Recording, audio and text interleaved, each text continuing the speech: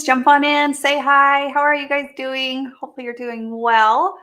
I always feel silly saying this, but it is hump day, so I'm going to throw it out there because it's Wednesday. And that does come with a bittersweet feeling, I feel like. It just depends on the week, right? Depends on the week. No, I'm so excited for this event. We have done a few of these. I think we're still trying to sprinkle them in when we have time. And I love this event because it really is similar to like our featured sets event where we just get a chance to play with designer templates and revisit so many of the powerful benefits of designing first before you cut into anything or anything like that. So if you are new to Kiwi Lane, let me know in the comments if you have any questions, because this is a great event that you'll learn more about the process of playing to create, and you'll see firsthand how quickly ideas can come to life. So of course, this is our flip the sketch. And let's just face it, sometimes we need that extra springboard, right, of inspiration. Yet you can still do it with ease with the designer templates. Now, I have to be honest, I actually was like, oh, do I do a sketch from our sketchbook, right? And or do I just go pick one and give a shout out to one on Pinterest, and I pick a random, basic sketch that we can do. I was trying to print it off. It wouldn't print off. So we'll do that next time. But let me just tell you guys, it's been a hot minute since I've actually gone and like used the webs to really search through other places than like necessarily like an idea book, the Kiwi Club, the community, and what? Oh my gosh, it's just like a big, huge trap. Guys, it's such a big, huge trap.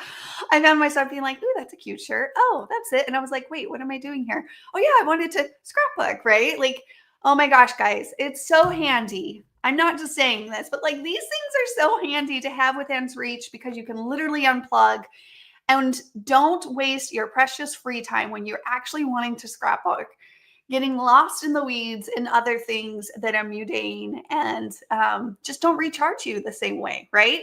They just don't. So we are going to throw in the sketches from here. I have my templates handy. I don't know what I'm going to use, and that's part of the free play. We're just going to explore, one of the sketches. We'll try fresh ideas without committing to a layout per se, and we'll learn how to adapt sketches based off of either photo amounts or styles. You guys are going to kind of lead this event. So what I need first, let's see, how many pages are in this? There's 116. I need a page number. Any page number, guys, throw it out. David's going to let me know. We'll turn to that page and we'll use that sketch as our springboard. All right. So again, if you're not familiar with Kiwi Lane, like stick around. We're going to show you how you can get to a strong foundation quickly. You can build the bones of any layout so fast that you can spend more time enjoying the creative process and not feeling like you're hitting roadblocks every time you try to sit down and get your wheels spinning, because we want to make that free time feel blissfully simple and at the same time deeply meaningful. So that is super important, that we walk away from our hobbies recharged, revitalized, grounded, especially with scrapbooking, and just revigorated in general. So we want to find more joy in that process. And so we'll talk more about that as we go. Do we have a number, Dave? We've got several to choose from. Yay. Okay. Just give me one. I don't care which one. I'm going to go with Amy Matthews, 63. 63 it is, Amy. Thanks so much. All right. So 63, we actually have a few options here on this sketchbook. So again, they're kind of very specific. You got like 8 photos, 5 photos. Let's go with the more photos. Top down. Sorry. Yeah, let's go top down. We're gonna go with the more photos here, and I will say these are really fun.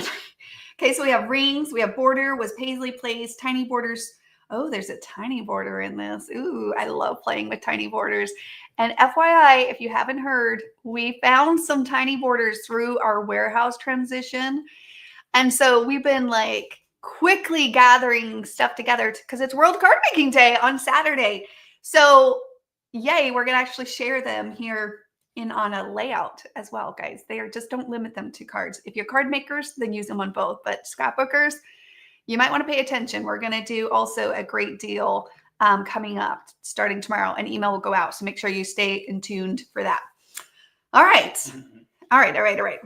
Let's play. Stephanie says, I'm a huge fan of getting lots of pictures on my pages. I take way too many and have a hard time not including everything in my scrapbook. Stephanie, oh, absolutely. That's, of course, something we can all relate to, of course. So 8 photos, maybe we'll throw more in. I don't know. What do you guys think? Give me a photo count, because part of this is adapting the sketch, using the bones of a sketch to help us what? And this is so valuable, to help us less overthinking and more creating, especially as we have shared like that year's theme, right? Like, just instead of letting decisions slow us down, we're going to lean into the joy of playing to create, and where that inspiration literally comes from the movement, the experimentation, and just simply starting. Gosh, it's so much about just simply starting and then building from that point. So let's do that. Let's simply start. I'm going to pull out a border. Since it is flip the sketch, I'm going to say we're not going to use Paisley Place because that's the one that was noted. Okay. And let's go with, well, it's kind of still similar, but I'm going to go with it. I'm going to go with Madison. All right. Actually, it does have a very similar border, so that's kind of nice, right? Now, on this one, we have a border on the left. I might not flip it too much. We're going to go left. And then I really do think this is fun about this specific sketch is that right away our framing, because I like to start with the borders, so I highly recommend it. It gives you a structure that you can follow, again, when you are getting started. So simply just using these to help you get into the mood. Sometimes it is the mood after a long day, after a long week. And we just want to help you simply get started, and then we'll start to really feel that inner taste. Guys, I have tested this so many times. It works. It works. I have tested my mindset where I've had long days or weeks, and I'm like, I could feel myself telling me like, oh, you're too tired, like you won't create. And I'm like, oh, but I really like have this urge to do it. Push past it. Push past it. Let the designer templates be your guide in that case, because it will leave you feeling recharged, especially when you don't feel like you're charged. That's when you really need it, right? Now, this doesn't have multiple borders on this sketch. I'm trying to think where I can put this sketch so you guys can still see it. Well, can you see it at the top here? Oops. Okay, slide it right up there. You can still see it fairly well right there. Okay. All right. Oh, that's right. We're going to throw in tiny borders. I'm going to do tiny borders because, guys, well, we can play with layers, right? So, of course, the AB, if you're not familiar with that, I'll go over it, but let me know in the comments, because otherwise I won't need to if you're all familiar with it and you're just here, and tell me what part of the play to create process that you love. Also for newbies, it's so good for them to hear from other fellow scrapbookers what they love about specifically the play to create process. So right now, what we're doing at this phase is we're using the springboard, but we're going to use visual and tactile play to play our way to creativity. Literally play our way to creativity. Guys, I need to pull out the tiny borders. Let me see. It's been a minute. Where did I put them? It has been a minute. I have played with them.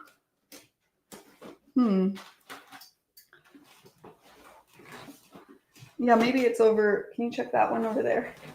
Yes, ma'am. Thanks. Okay, he'll look. All right, let's go to our photos. So, of course, I'm going to throw in photos and many photos, especially if we're trying to get up past 6 or so pictures, which in this case, at least limited. Let's try at least 8. And then we'll do beyond that, okay? So, let's see. Can I pick one? You want to pick a tiny border? Absolutely. Can I pick a tiny border? Any tiny border. You get to pick. This is going to ruin the whole thing, I can tell. Okay, so right now, this sketch has 3x3s here at the top. And it has like this space for multiple. In the sketch, it does. But let's go ahead and flip and adjust and move and rotate. Technically, let's even flip it a little bit. Let's actually say, no, let's flip it this way. Okay. And let's flip this one this way because we can. And let's actually pull in some matting options. In the mini photos, the 3.5 will actually give you a nice visualizations to mat the 3-inch ones. So I kind of like this place being filled out just a little bit more. That's cute. Yeah, it feels a little bit more structured there. So giving you room to kind of play with the layers and go, build on top of that. Now, this sketch also used rings, right?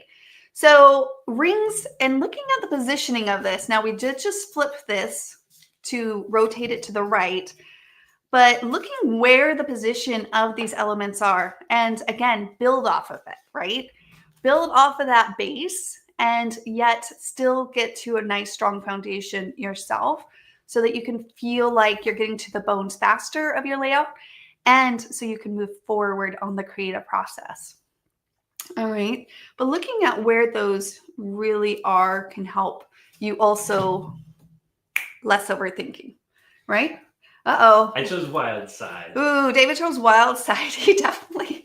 I like it. It's got some movement, sort of classic, sort of elegant border shapes in it, but also some other ones you can play around with if you should decide to. So now we used to use, well, not used to, but these were designed for card making. Mm-hmm. But look how quickly, I love that. It creates this little, I'm just playing for a moment. Mm-hmm. I'm just going to play.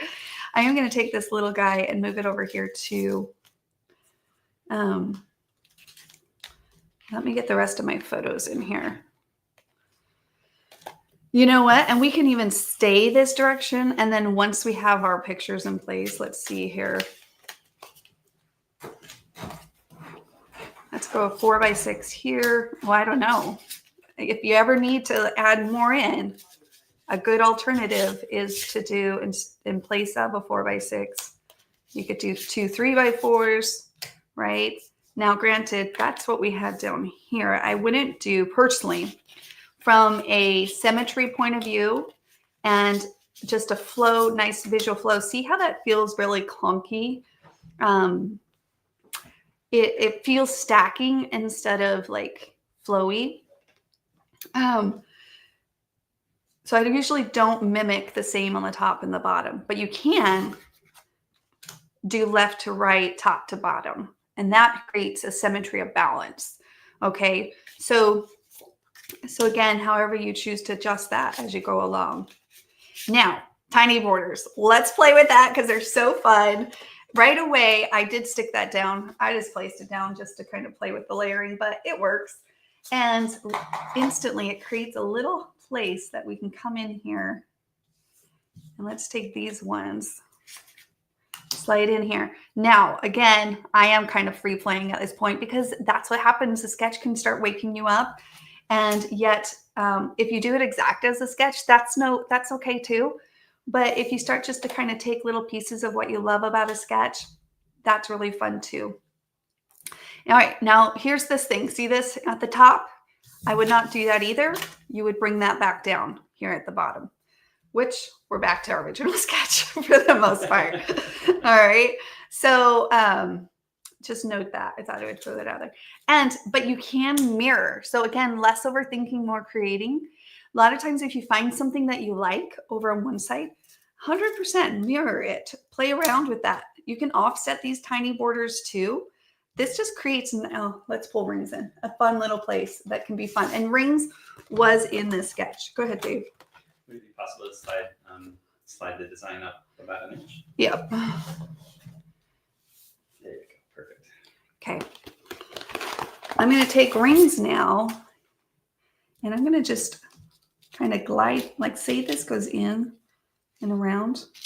Now, if I don't want, let's see. That could be cute coming off. And if I do go off the page like this, like it's designing off the page, that's okay because I would just trim that up like so. This one I think used adventure as well. Let me see if I can find adventure, or you know what? Maybe we'll go not adventure and replace where the stars are. We will replace, what we will replace with, let's see.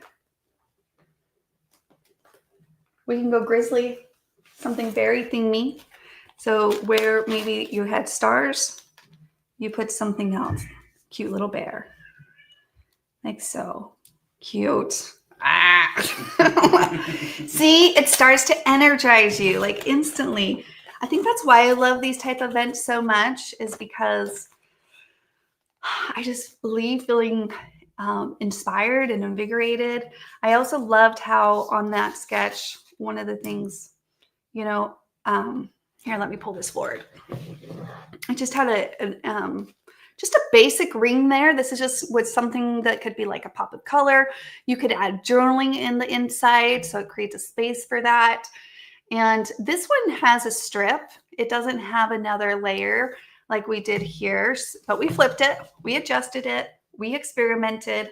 So you could go something like that, or if you wanted to, of course, just for visual aid, a little cute strip could be cute there as well. I like the movement of that. That's kind of fun. And you can come off of there a little bit. Cute. It's kind of fun, this idea of designing off the page. Like yeah. So again, all of these pieces, I would intend that to be the case. And since we pulled Grizzly out as our embellishing element, I'm going to kind of just keep playing around with elements where possibly I could have stacked those. Again, I decided to go ahead and mirror this. So I have this little kind of its own little segment, like a pocket, basically, on a page. And you can narrow in on sections and treat them kind of like their own little grouping. And so that's what I'm doing over here too, is you can kind of treat it like its own little grouping. And then, of course, layer onto that. Now, this is fun. This is fun where the two edges are on the outside. Of course, at this point, if we wanted to rotate back, right, you would have to flip things. Like we would have to come in and flip this or rotate this or something like that. I mean, it can come all the way even down to the bottom if you wanted to do something like that as well. So again, flip, flip, rotate, merge, move around. It's all possible during this play to create phase, right? The power of this moment. Absolutely. Yeah. This very much is just exploration. It is just play. And listen, put on a timer, put it on for 15, 20 minutes. Give yourself freedom to play. And just get out of your head. Don't stare at an empty page.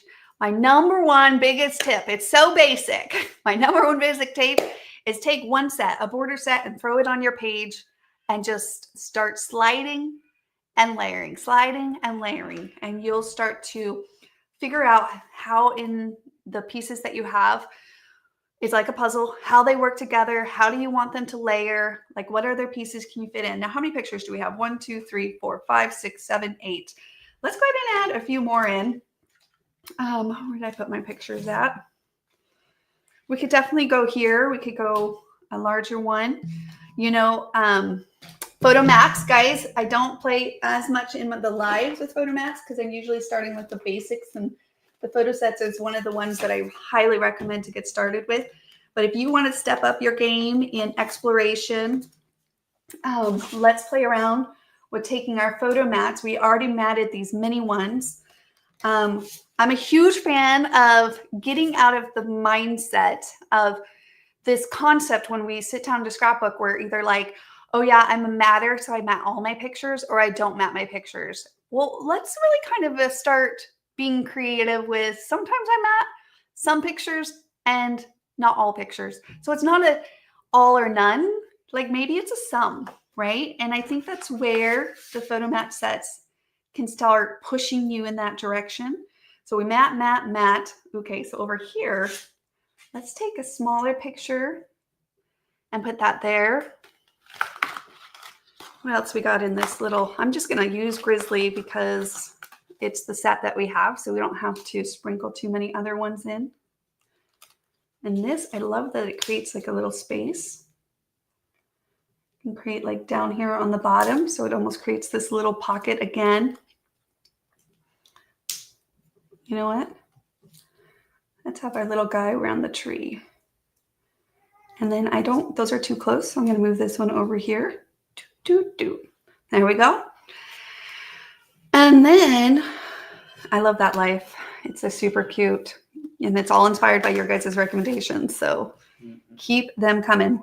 I'm like looking at this because you can do a triangle, 1, 2, 3. You can do a balance.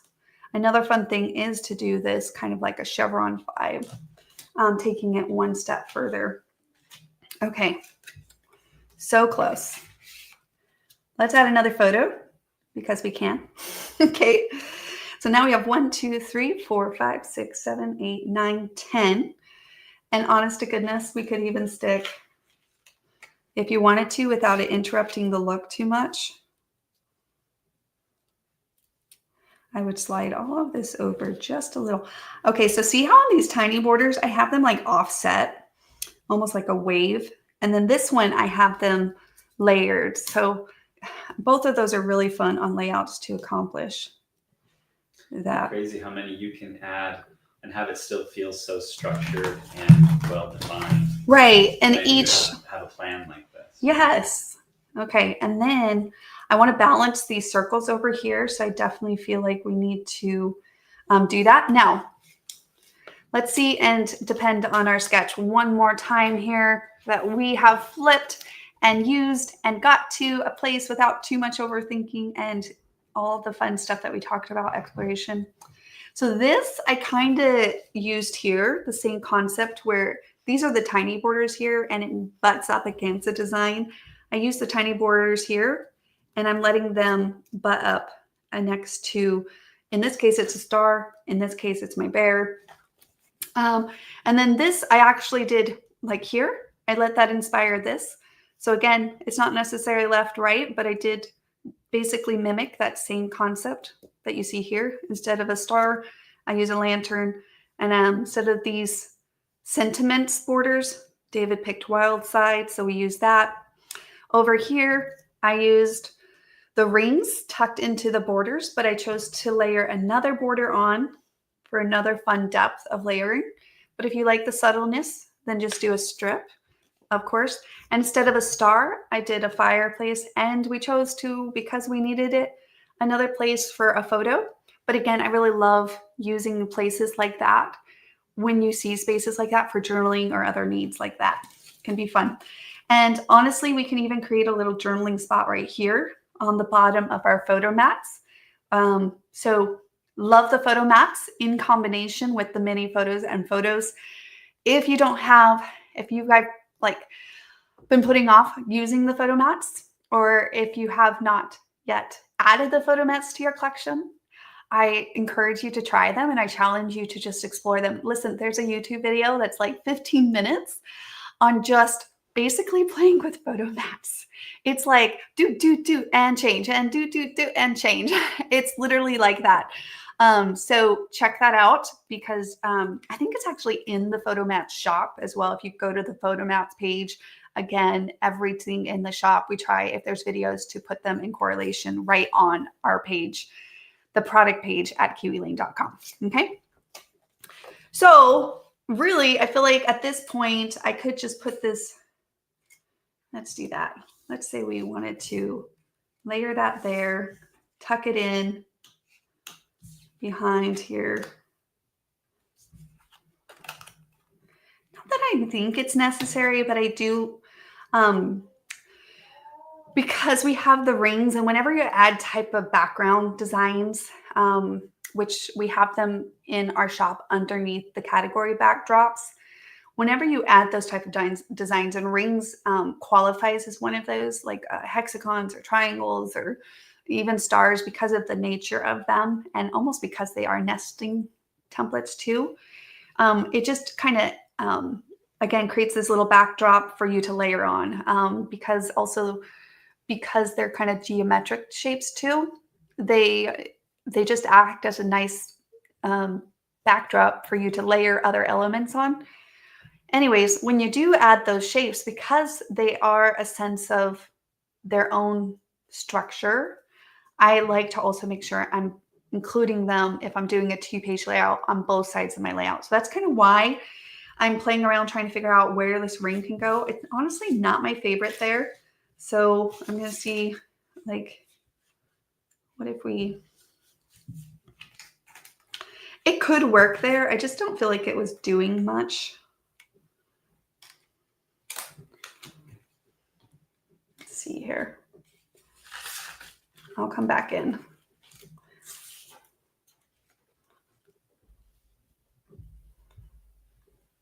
No, it's a little top heavy. Okay, I'm just kidding. I think it's my best spot.